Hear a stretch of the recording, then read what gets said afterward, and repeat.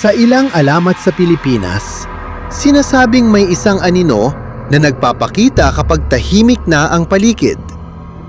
Sinasabi ng ilan, ito raw ay anyong kahawig ni Jose Rizal. Isang shadow-like figure na minsan ay nakikita malapit sa mga monumento, lalo na sa Rizal Park. Tahimik lang siyang nakatayo, parang nagmamasid. Walang ingay, walang galaw. Pero may pakiramdam na parang may paalam na hindi natapos. Sabi ng iba, kapag sumagi ka sa lugar na yon sa gabi, may aninong dahan-dahang mawawala sa dilim. Ang lugar ay naging isang pugutan ng buhay para sa marami. At ayon sa ilang salaysay, gumagala sa parke ang mga espiritu ng mga pinatay.